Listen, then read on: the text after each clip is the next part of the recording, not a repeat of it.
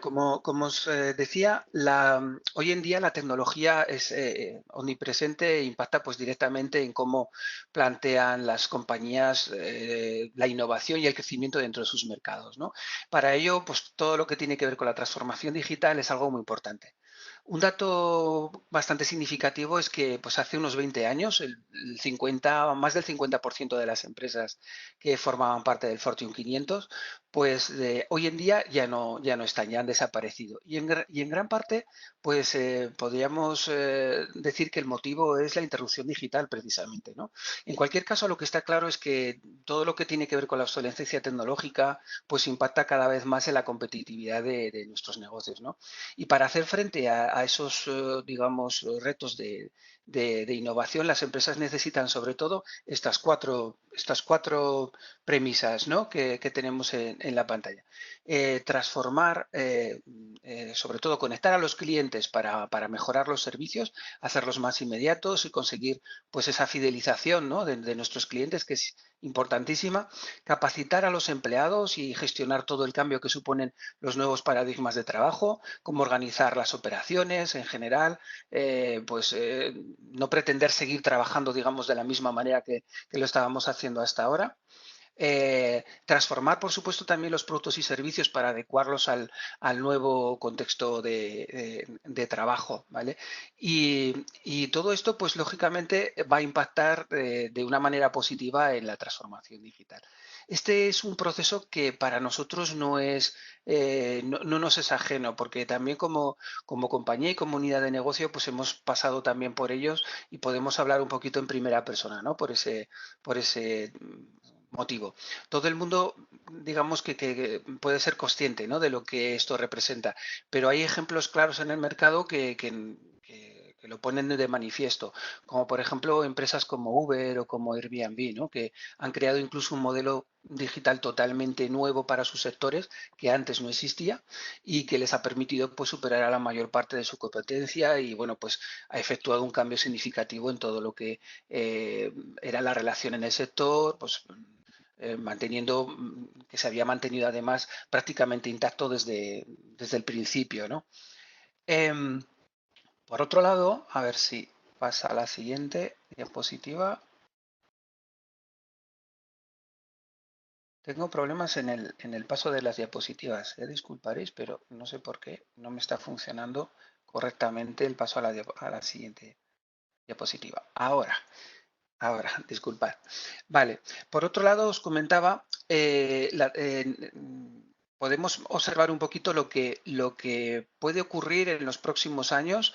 De hecho, todos los indicadores nos llevan a pensar esto. Y aquí tenéis unos cuantos enlaces debajo de la diapositiva donde está la información que está ilustrada en esta diapositiva. Más o menos se espera que pues, el año que viene, o sea, ya, pues haya 1 millón de nuevos dispositivos a la hora conectándose a Internet.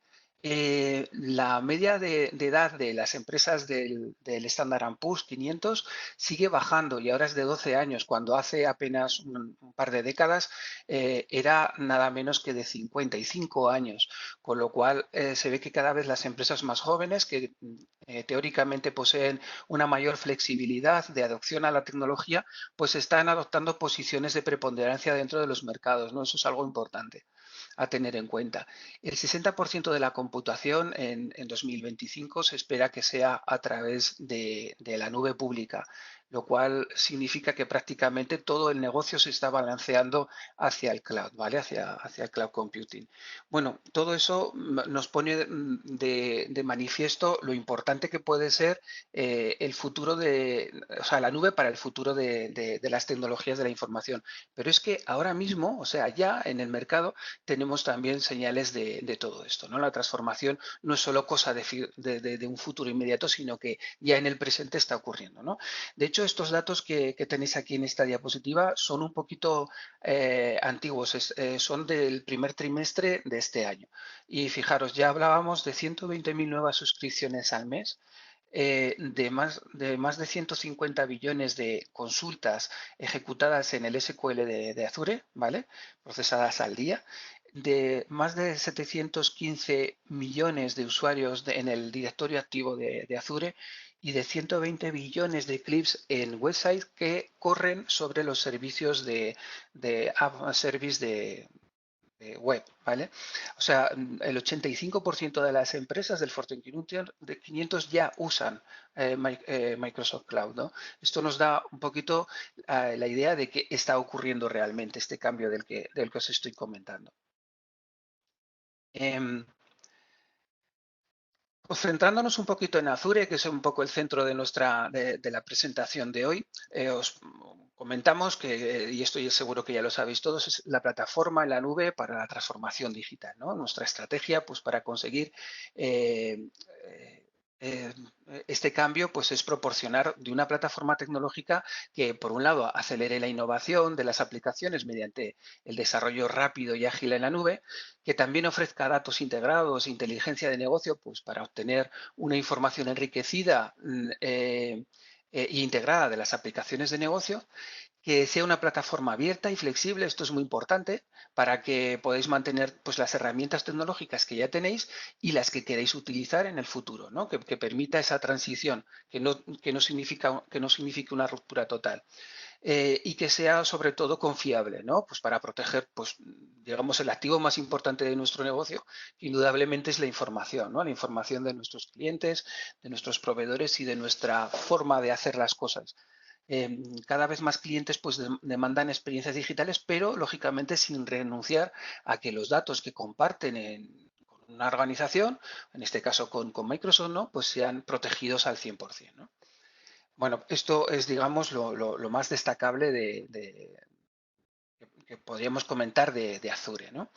En cuanto a, en cuanto a la capacidad de Azure, pues como veis, tiene más regiones globales que cualquier otro proveedor de servicios en la nube, lo cual pues permite ofrecer pues la escala necesaria para acceder a las aplicaciones a usuarios de todo el mundo, manteniendo además pues la residencia de los datos en territorio, digamos, europeo y ofreciendo a los clientes pues opciones muy completas de cumplimiento normativo de seguridad, ¿no?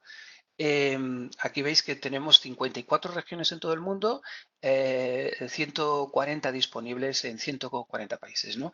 Hay una curiosidad y es que hay unas cuantas regiones que son secretas, ¿no? Que corresponden a temas pues, de gubernamentales y demás que son secretas, pero las que son visibles son estas 54. En cualquier caso, pues como veis, un despliegue mundial muy importante que nos da cobertura esté donde estén nuestros negocios, ¿no? Y es algo muy importante. Antes de pasar a ver los servicios que ofrece Azure un poquito más en detalle, sería conveniente aclarar un poco algunas terminologías que utilizamos en un cloud básico, ¿no? Y que vamos a ver en numerosas ocasiones. Realmente hay más, digamos, más subdivisiones, ¿no? Pero las más importantes serían estas, ¿no? Por un lado hablamos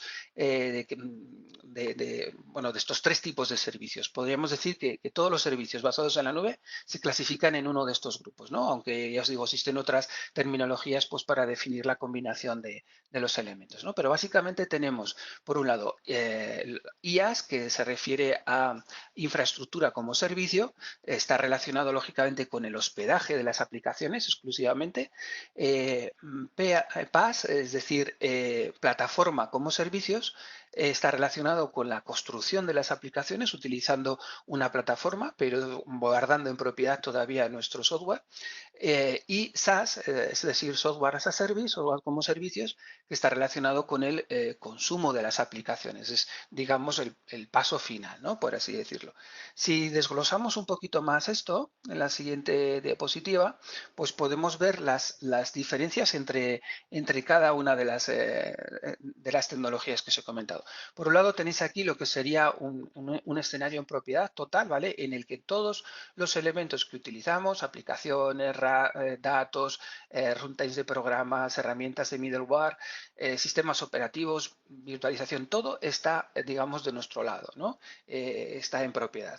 En el modo de infraestructuras como servicios, que sería el siguiente, nos encontramos en que ya gran parte de eso, todo lo que tiene que ver con la red, el almacenamiento, los servidores y la virtualización, todo lo que es, por así decirlo, físico, pues ya se lo maneja nuestro proveedor, en este caso Microsoft, ¿vale? Pero seguimos conservando la propiedad del resto de las aplicaciones, de los sistemas operativos, etcétera, etcétera, ¿vale? Cuando hablamos de plataforma como servicios, el PaaS, ¿vale? Pues ya incluimos todo menos las aplicaciones y los datos, ¿vale? Digamos que es un entorno pues, en el que los servicios ya empiezan a ser preponderantes frente a la propiedad, digamos, ¿no? de ellos. Y por último, en un entorno puro SaaS, de software as a service, todo, absolutamente todo, las aplicaciones, los datos, todo, se maneja desde el proveedor, ¿vale? Con lo cual, pues nosotros simplemente pagamos una cuota mensual por todo lo que incluye la plataforma completa, ¿vale? Estos serían las diferencias fundamentales. Descendiendo todavía un poquito más, tendemos a pensar pensar en Azure pues como una especie de repositorio para nuestras aplicaciones, ¿no? Que nos ofrece pues data centers pues para todas las infraestructuras, esos 54 data centers que os comentaba antes, ¿no? Pero realmente además nos ofrece pues todo un universo de plataformas, de aplicaciones que podemos acceder a través de ellas, ¿no? Servicios híbridos como por ejemplo todo lo que tiene que ver con backups, servicios de datos tanto pues de BI, de Business Intelligence, como de Big Data, como Cortana Intelligent también, análisis de datos, Internet de las cosas, integración, movilidad web, en fin, todo un universo de servicios que se despliega sobre esas infraestructuras, ¿vale? Y que forman, pues eso, un universo de servicios que podemos nosotros utilizar en nuestras aplicaciones de forma combinada. Es decir, utilizar nuestras aplicaciones de gestión, nuestro software de relaciones, nuestro software de utilidad o herramientas de productividad personal, pero además incorporándoles cualquiera de estos servicios que ya tenemos desplegados en la nube y que podemos contratar adicionalmente e integrar con nuestras aplicaciones, ¿vale? Esto nos hace, por un lado, tener disponibilidad mucho más rápida de los servicios y mucho más ágiles y utilizarlas cuando realmente las necesitamos, ¿no? En el momento que las necesitamos dentro de nuestros proyectos, dentro de nuestras pues, necesidades de servicio, ¿no? Pasamos a continuación a hablar un poquito más en detalle de algunos de los servicios por los que podríamos comenzar a utilizar Azure, ¿no? Porque en todo este universo, pues bueno, ¿por dónde empiezo, no? ¿Qué cosas concretas pueden ser útiles desde un punto de vista de gestión, tanto de gestión empresarial como de gestión de las relaciones comerciales y demás, para comenzar a trabajar en Azure? Bueno, pues de forma general, uno de los servicios por donde podemos empezar indudablemente es por la virtualización, ¿no? Por aplicaciones utilizando máquinas virtuales. Azure pues, nos va a abrir la oportunidad de ayudarnos a desplegar esas aplicaciones en la nube y al hospedarlas pues, en máquinas virtuales, ¿no? Esto representa, lógicamente, pues, un ahorro considerable en los costes y en los problemas también de las infraestructuras propias, pero además con Azure pues las aplicaciones se pueden implementar de forma rápida, ¿no? Moviéndolas a una máquina virtual. Y esto tanto para aplicaciones de negocio de Microsoft, pues, SharePoint, SQL, por supuesto Business Central, cualquier cosa como para aplicaciones de desarrollos de terceros. O sea, también si nosotros trabajamos con SAP o con Oracle, también podemos utilizar Azure como repositorio, ¿no? Se reducen también todos los costes de administración de TIs, eso lógicamente, ¿no? No solo lo que son las copias de seguridad, sino pues todo lo que tiene que ver con la monitorización de los rendimientos, la disponibilidad y accesibilidad de las aplicaciones, la seguridad, en fin, todo lo que tendría que ver con los servicios adicionales que tenemos que que considerar si tenemos un software de propiedad y si tenemos unos sistemas de propiedad, ¿no?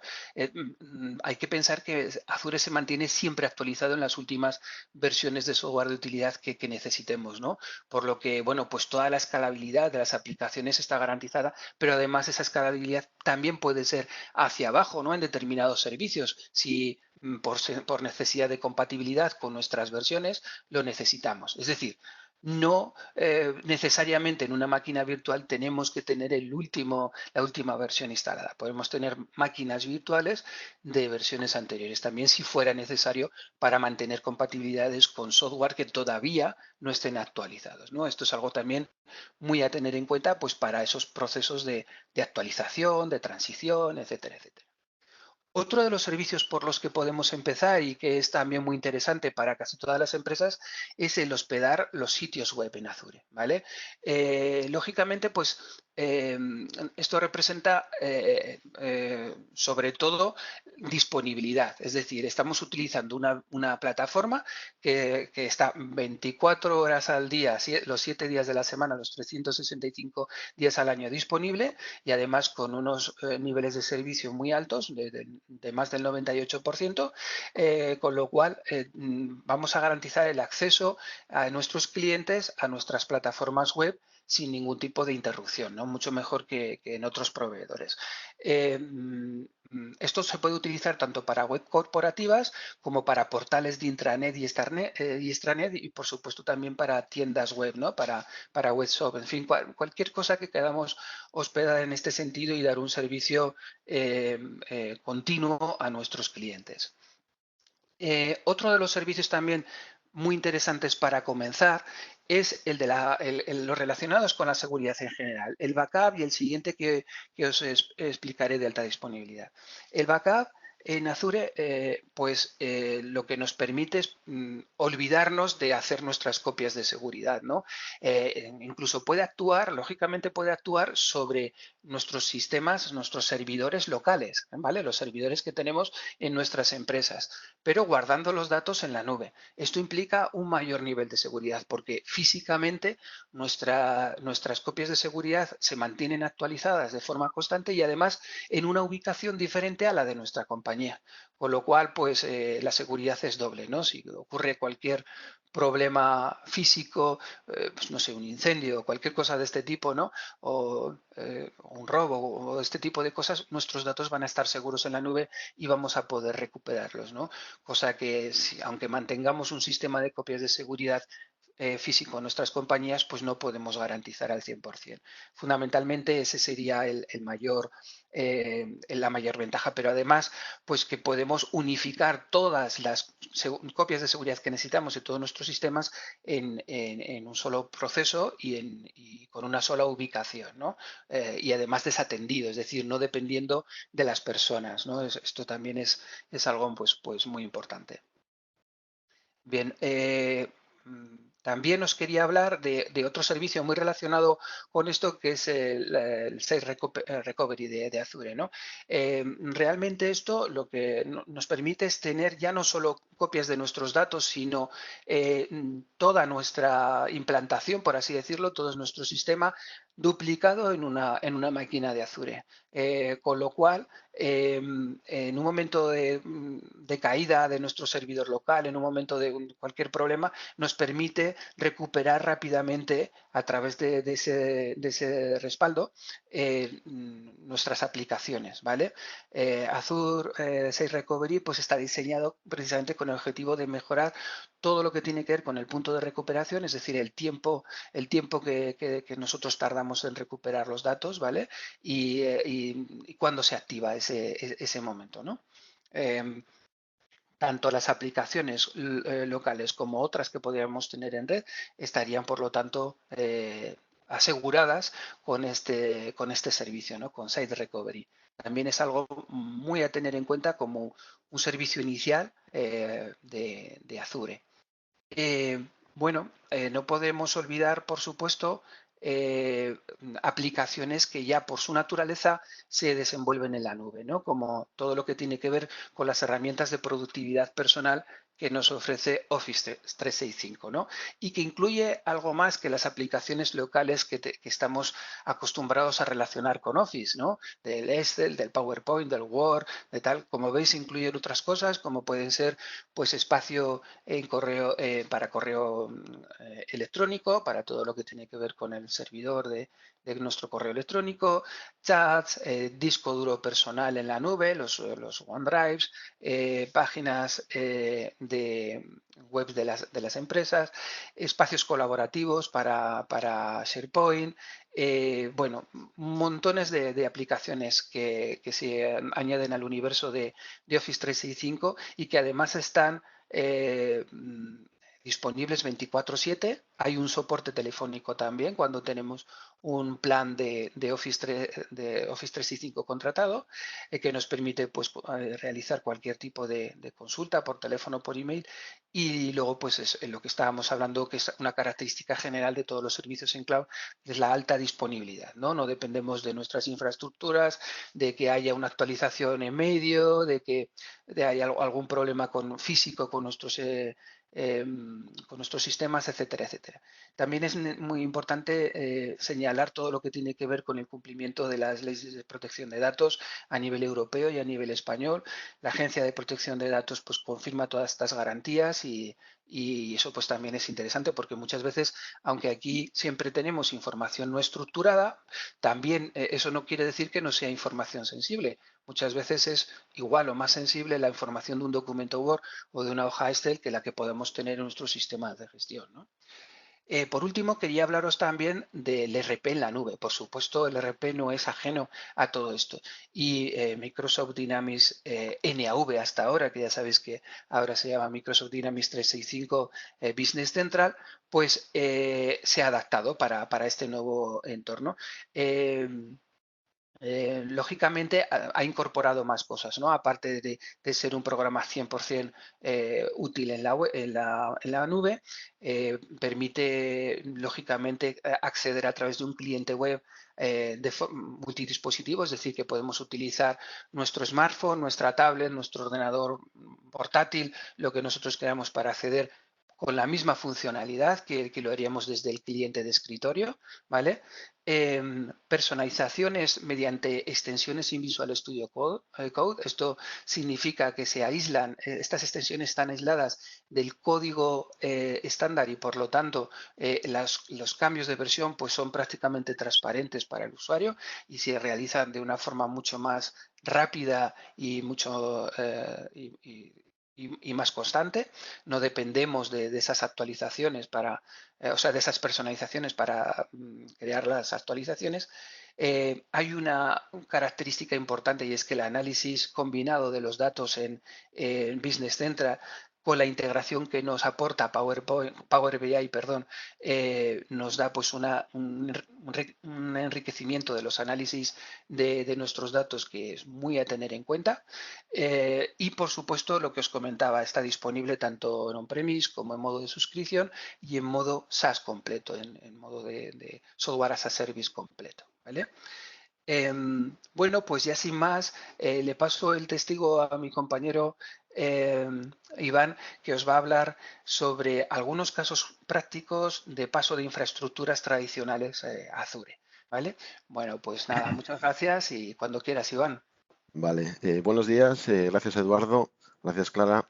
Vamos a ver hoy unos casos prácticos del paso de infraestructura tradicional on-premise a la nube. Para empezar, bueno, pues tenemos una empresa de marketing y comunicación que tuvo un planteamiento de llevar su infraestructura actual a la nube. Para ello, pues bueno, realmente no sabía exactamente si Azure iba a entrar dentro de su ratio, tanto de costes como de infraestructura, y bueno, pues se hizo un estudio global, ¿no?, de lo que tenían ahora.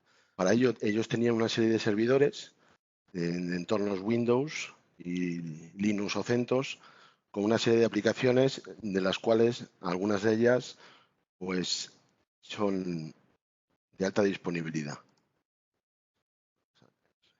Como veis ahí, tienen servidores web, servidores de aplicaciones y algunos de ellos, pues bueno, con alguna plataforma de acceso 24/365.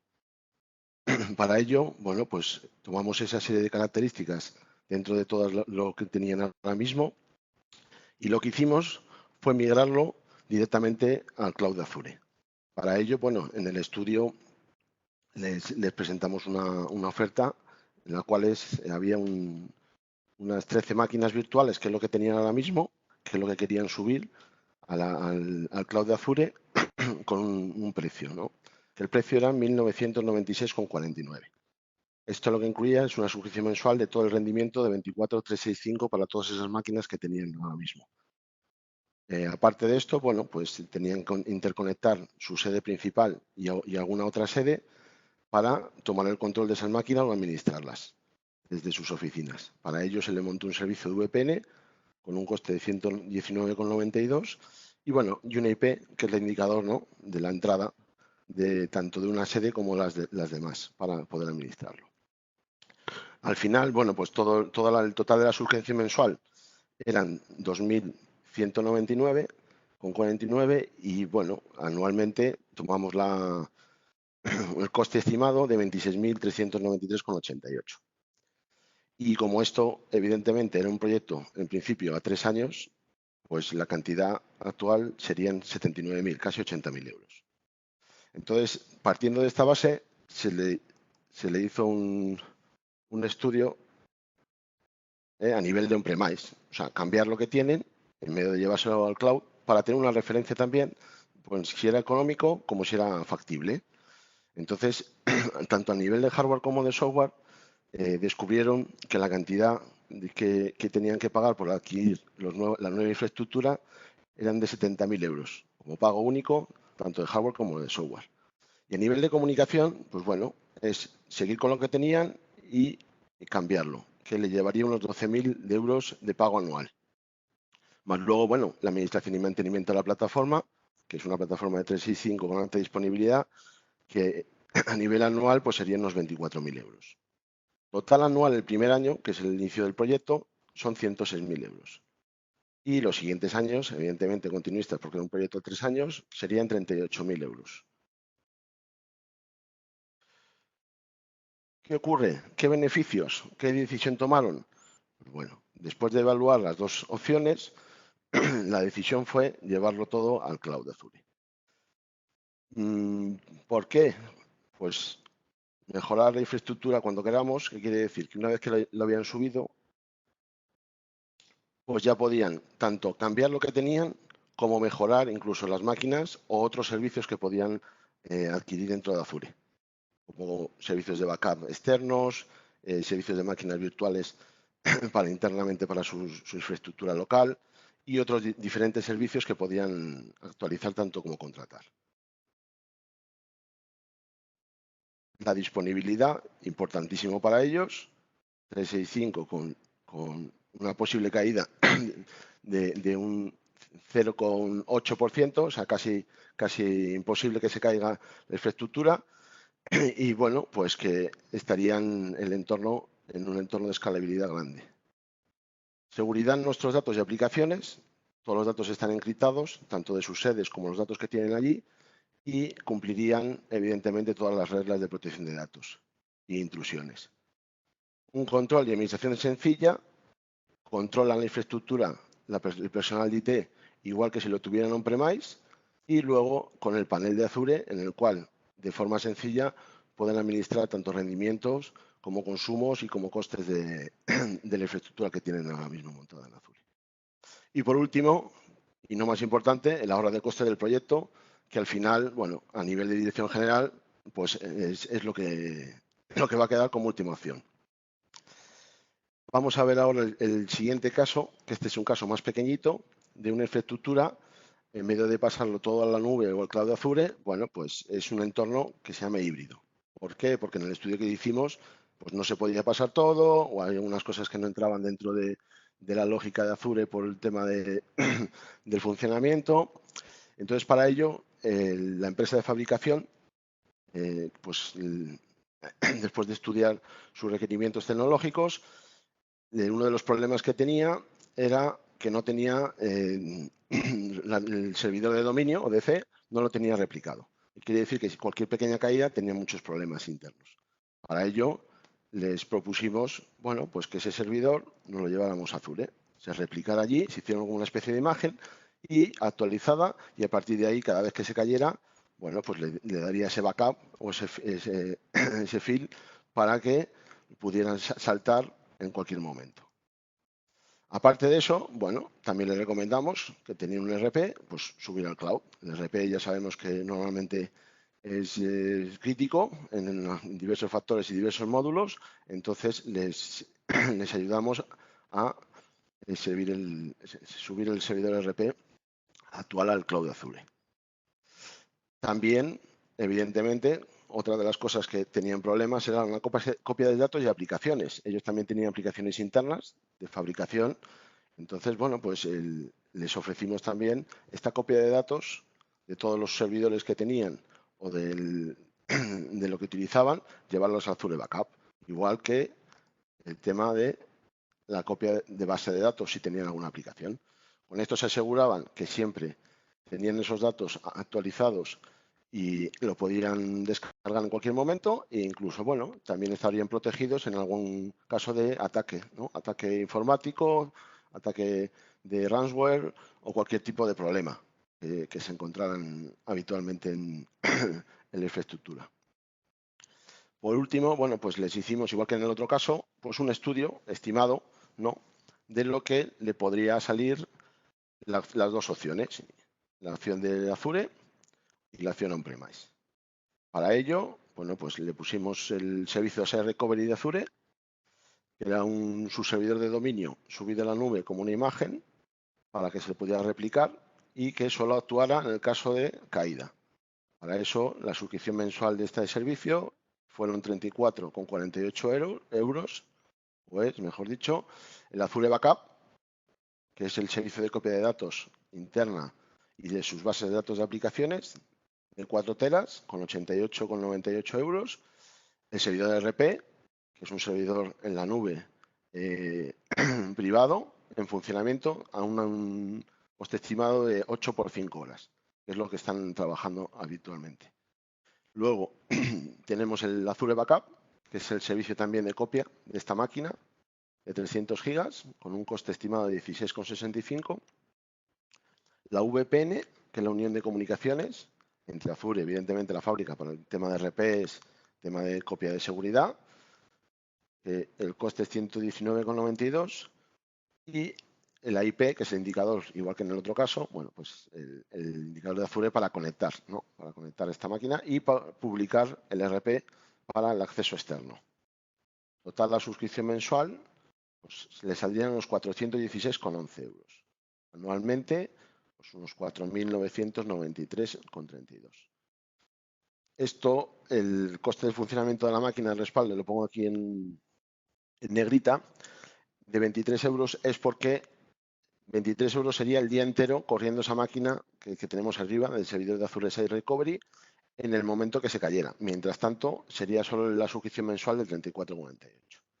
Bueno, pues igual que en el otro caso, el cliente quería saber exactamente si lo haría on-premise, o porque no estaba de acuerdo, o porque no lo veía claro. Entonces, bueno, le hicimos un estudio de coste on-premise, con máquinas más software de unos 11.200 euros pago único, el programa de copia de seguridad de 600 euros pago único, el almacenamiento en cloud de backup con otro servicio distinto de 240 euros pago único, las comunicaciones evidentemente actualizándolas o mejorándolas de 600 euros pago anual y el mantenimiento y administración de todo esto de 12.000 euros un pago anual.